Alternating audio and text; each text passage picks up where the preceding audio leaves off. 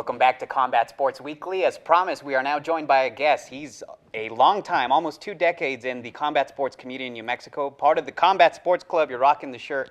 Dave Friedlander, welcome to the show. Pleasure to have you. Thanks for having me, guys. Pleasure to be here. Yeah, now you've been a busy man. Grapplefest 21 is upon us, April 11th at Cleveland High School. Tell us about the event and what everyone can expect. Well, what you have, it's a submission grappling tournament. Some people prefer the term Brazilian Jiu-Jitsu. You know, it's a form of wrestling. It's a form of grappling. Instead of trying to pin your opponent like we do in high school or amateur wrestling, the goal is either to outscore by points or to submit your opponent with some type of tap out, a choke, a joint lock.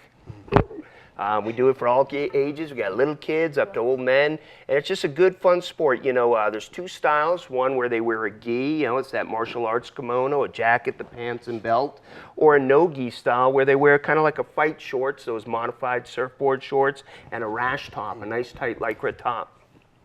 Awesome. What's different about this Grapplefest? This is a big one. This is kind of a momentous occasion for us. We started a pointing system back with our 3rd tournament, and it's kind of a unique system just to Grapplefest. The folks who compete win points when they get their medals for placing 1st through 4th. We keep a database of the men's no-gi. And when they reach 5,000 points, that'll qualify them to compete in an elite division, which will have cash and prizes from our sponsors. Yeah. Awesome. We're also going to have brown and black belts competing for the first time. Very cool. How exciting is it to have those top-tier guys like that? You know, it's great. I mean, I could talk all day about what a great community we have here in Albuquerque, New Mexico as a whole for combat sports. I've seen close to a dozen of our competitors make it to the UFC. A lot of our refs as well. Many also compete strictly in jiu-jitsu on the IBJJF and other large international tournaments. We got plenty of world champions living here. So I feel like the level of competition is as good as anywhere you'll find around the world. Awesome. Do you ever participate in it?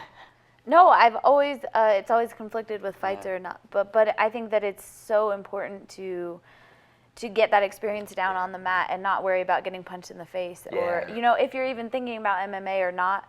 I think that every time that I have that off time, it's something that I think about competing in jiu-jitsu tournaments. It's so awesome to see such an awesome setup, and it's so important, and thank you for giving that opportunity to the athletes. It's my pleasure. You're absolutely right. It is a great way to stay in shape, get a little bit of, you know, your competitive juices flowing for fighters in between fights. I would say 30, maybe 40% of our competitors are either current MMA fighters or inclined to be in the future, and then the rest are doing jiu-jitsu or grappling just for the sport itself. Right. How did this all come about? What gave you this idea? That's a great question. You know, we were training back in the day, Jackson's Gym, the old little dojo out in San Mateo, and the whole team would go up to Vegas. But, you know, that group got smaller and smaller each time. There weren't many tournaments back then. I had my boys, my sons were grappling, and we would pack the station wagon, sandwiches for the road, would all cram into one hotel room, and the tournaments were expensive. You know, they're $80 and up, single elimination, so you lose that first match, you're done for the day, head on home. And after about 5 or 6 of those, we decided, you know, why don't we take what we spend traveling to a big out-of-state tournament and use that as seed money to start our own? Well, here we are, 21 tournaments later. Yeah. Wow. And you mentioned, you know, your son. It's been about a year since, you know, the younger one actually passed away. I lost my youngest son. Yeah, it'll be a year ago this month, and you know, we do a lot of what we do in his honor. He was an amazing grappler, standout state wrestler out of Rio Ranch, and spent a lot of time in the ring, and we just miss him tremendously. And you know, my older boys keep the torch burning. My oldest son especially, he's gotten some great experience traveling. Took 3rd in the American Nationals a couple of years ago, but he's my right-hand man when we come to the tournaments. He's the head referee. But overall, it's a family event, and that's what I love the most about it. So what has that perception been like here within the community? You know, people just seem to love the informality of our tournament. We really put the athletes first.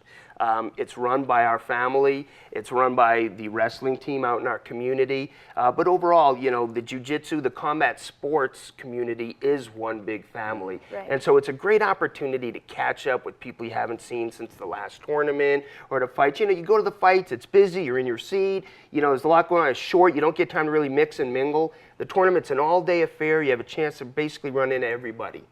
So it's just fun, and the community's really embraced it, and so we continue to do it. That's awesome. I'm glad that you said something about the combat sports community being such a family-like atmosphere, and that's what it really is. We're super competitive, but when it comes down to it, we're all rooting for each other to succeed and get better, and an event like this gives those fighters and athletes the opportunity to do that, and that's really cool. Yeah, I agree. At the end of the day, we're all martial artists, and there's a certain code of conduct. There's a certain, it's a fraternity, and at the end of the day, everybody is, in one way or another, part of the same community, the same family, and it really comes out at our tournaments. Now, you've had pretty large events at the Santa Ana Star Center. Are there any plans to take it back over there? There are. We've been talking with the Star Center because we're starting to outgrow even the biggest high school gym.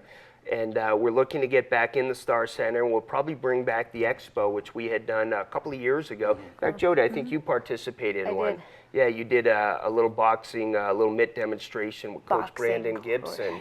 Boxing it was, although I think you attempted to throw a knee or two. But, we should bring that back because it was a lot of fun. We had grappling going on both sides of the arena floor, while in the middle, different events went on. We've had a CrossFit throwdown. We had a capoeira demonstration, stick fighting. We did a Chinese lion dance. It was just a lot of fun. Just martial arts is it's so beautiful. It's a celebration of it. Yep, it really absolutely. is.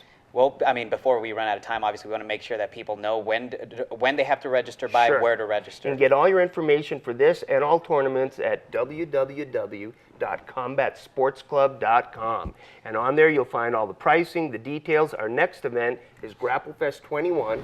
It's April 11th at Cleveland High School. We'll see you on the mats. Yeah. Are there plans for Grapplefest 22 just yet? Yeah, we're working on that. It may not be till later in the fall. We want everybody to enjoy their holidays and spend time with family. But that will be the next event where we will again be looking forward to some great no-gi elite grappling. Yeah, we look forward to it. It's going to be a lot of high caliber grapplers Right. that are taking obviously taking part in this. So Yeah. Dave, thank you very much for coming in. Thanks It was for a having pleasure me. to having you. Appreciate it, guys. Thank you so much for your time, and thank you for what you do for the community of combat sports and giving people Thanks. the opportunity. I appreciate it. I take it as a privilege and an honor. Great, thank you. Stick around for our verbal sparring match. I think you probably have a couple words to say. I do, as long as Justin and Mika won't beat me up. I hear they're pretty rough at the round No, table. they are pretty tough. It's pretty So tough. boxing All right. and MMA right around your forte. So we'll catch Okay. you guys on the round table.